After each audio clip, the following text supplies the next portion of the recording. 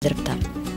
Popieriaus atliekos atliekų sraute sudaro apie 20%, o kiekviena perdirbto popieriaus tona gali išsaugoti net 17 medžių. Suklusai? Mažinti į sąvartynus patenkančių atliekų kiekius ir taupyti gamtinius bei energetinius išteklius galima renkant, rūšiuojant bei perdirbant atliekas. Teisingą elektroninės įrangos pasirūpinimą pristatys asociacijos EPA atstovas.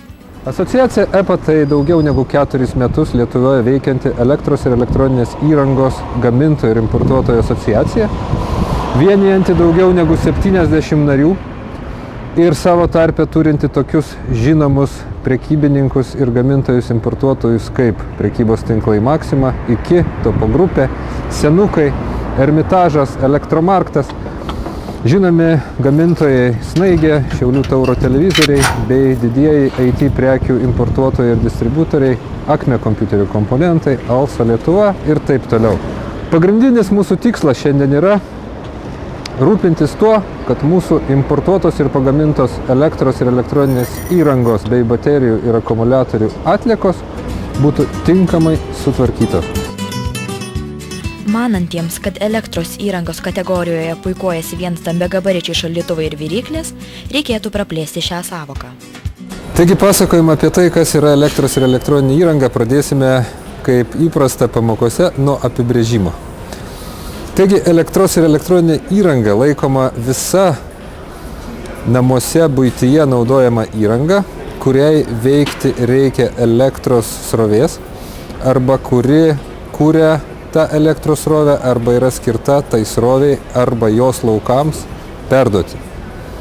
Trumpai tariant, visa, kas veikia naudojant elektros energiją arba baterijas bei akumuliatorius, turėtų būti priskiriama elektros ir elektroninės įrangos kategorijai. Taip pat elektros ir elektroninė įranga parduotuvėje arba namuose ją jau panaudoję galite lengvai atskirti iš perbrauktos šiukšliadėžės ženklo, kuris simbolizuoja, kad šito daikto negalima mesti į bendrą komunalinių atliekų srautą.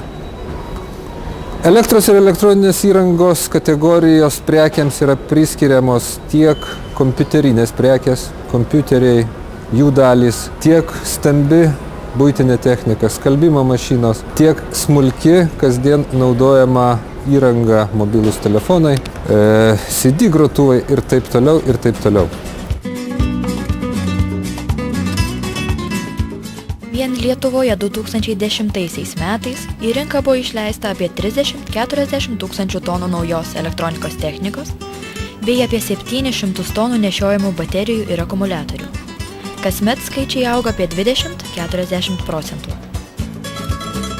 Iš tikrųjų, elektros ir elektroninės įrangos naudojimo tempai auga neįtikėtinai. Statistika sako, kad 1997 metais vidutinis kompiuterio naudojimo laikas buvo 6 metai.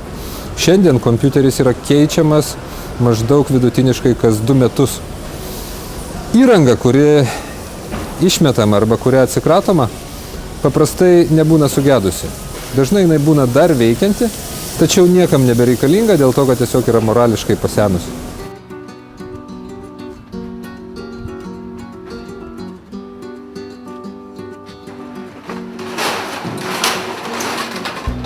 Kai elektroninės įrangos dienos suskaičiuotos, retas, kuris pasirūpins teisingu jos atsikratymu, perdirbimu. Reikia pabrėžti ne tik naudą gamtai. Atliekų perdirbimas leidžia ne tik sutaupyti pirminės žaliavas, kurą, sumažinti šalinamų sąvartynuose atliekų kiekius, bet ir sukuria papildomas darbo vietas. Vertinama, kad 10 000 tonų atliekų sudeginimas sukuria 1, pašalinimas sąvartyne 6, o perdirbimas net 36 darbo vietas.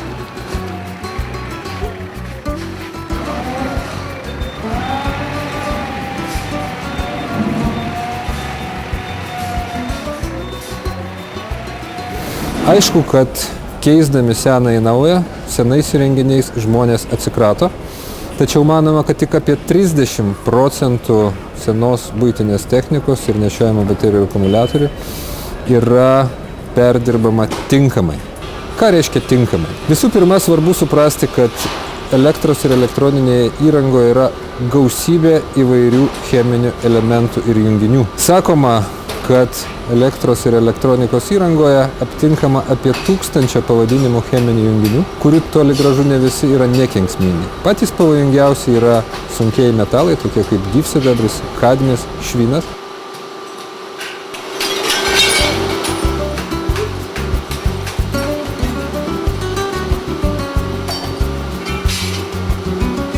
Taip pat aptinkama tokių medžiagų kaip grafitas bei freono dujos šaldytuvuose, kurios ypatingai kenkia atmosferos sluoksniui.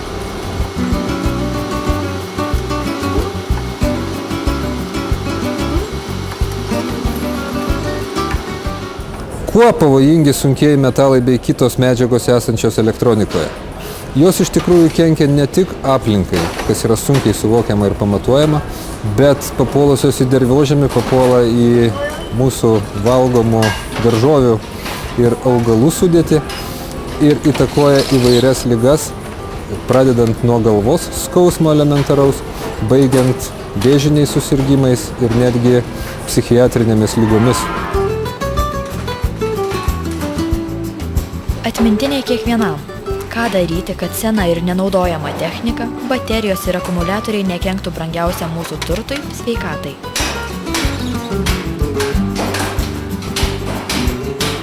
Iš tikrųjų tai paprasta, tai reikia ją tinkamai pasirūpinti.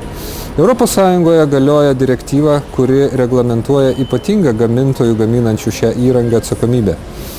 Gamintojai turi visų pirma užtikrinti, kad jų gaminamoje įrangoje būtų kuo mažiau kenksmingų medžiagų.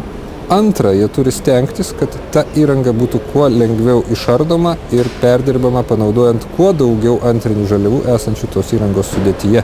Iš tikrųjų, tinkamas elektros ir elektroninės įrangos bei baterijų ir akumuliatorių perdirbimas susideda iš 3 dalykų. Pirma, jie turi būti surenkami atskirai nuo visų kitų atliekų. Antra, iš šių atliekų turi būti išskiriamos kenksmingos medžiagos ir jos kuo efektyviau nukenksminamos. Ir trečia, visos antrinės žaliavos, metalai, plasmasės, gumos ir visos kitos panaudotinos medžiagos turi būti kuo efektyviau antrą kartą panaudojamos, taip taupant tuos resursus, kurie yra mūsų žemėje, bei energetinės sąnaudas, kurios reikalingos tom žaliavoms paversti tomis medžiagomis, kurios naudojamos gaminant šią įrangą.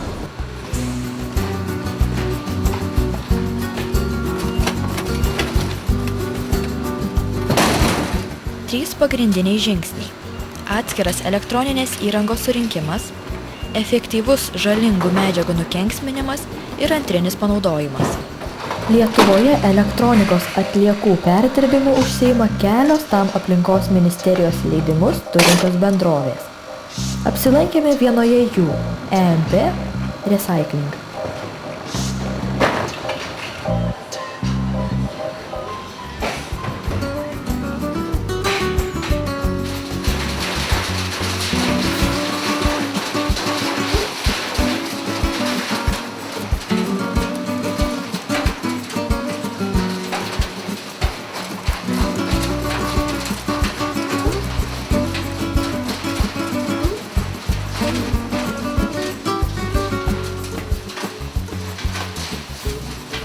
Daugiausia atsikrato stambesnė buitinė technika.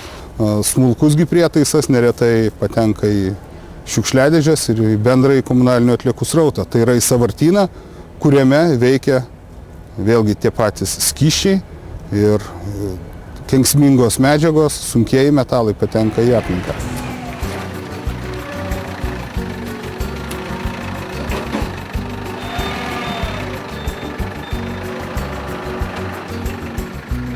Kol kas tai yra be abejo ne visiškai pilna infrastruktūra tokių elektronikos atliekų surinkimo, bet manau, kad mes visi dėdami pastangas pasieksime kur kas geresnių rezultatų. Mokytojai Ramunei iš Vilniaus elektroninių atliekų priduoti perdirbimui dar neteko. Ji įžvelgia informavimo problemų, tačiau priduria, kad ieškantis visada randa. Informacijos nepakanka, ganėtinai yra jos tikrai per mažai, bet kadangi aš esu mokytoja ir tais dalykais domiuosi, tai aš žinau, kur reikia ją dėti. Yra specialūs konteineriai arba, sakykime, tas baterijas specialios dėžutės, sakykime, prie Akropolio irgi esu mačius irgi specialius, ten ar sunkvežimiai, ar konteineriai, nežinau kas, kad va ten jas priima. Tiek, o šiaip gal supirkimo punktų dar yra, kiek žinau, didžiuosiuose miestuose, bet neteko naudotis. Tad vis dėlto, kaip ir kur reikia teisingai atsikratyti nereikalingą elektroninę įrangą, baterijomis ar žalingais gamtai bei sveikatai akumuliatoriais? Pirmas tai yra palikti seną elektronikos įrangą platinimo vietose, ten, kur ją perkate. Antras būdas, galima tiek baterijas, tiek seną buitinę techniką palikti savivaldybių atliekų surinkimo aikštelėse. Ten be abejo priimamos ir kitokios atliekos, tokios kaip cheminiai įvairūs junginiai, seni baldai, panaudotos padangos, taip toliau. Taip pat jūs galite seną buitinę techniką palikti atliekų tvarkytojams, tai yra įmonėms, kurios užsiima atliekų tvarkymu. Neretai tokia įmonė pas jūs atvažiuos į namus ir seną techniką išsiveš, jeigu jūs neturite galimybės patys jos pristatyti į parduotuvę arba platinimo vietą. Atliekas taip pat galite palikti asociacijos organizuojamame atliekų surinkimo tinkle, kurį ženkliname specialiu spalvotu medžiu. Spalvotas medis reiškia gyvenimo spalvingumą, kurį mums suteikia elektroninė įranga. Medis simbolizuoja tai, kad mes, naudodamiesi elektroninę įrangą, vis dėlto neturėtumėme kenkti gyvajai gamtai.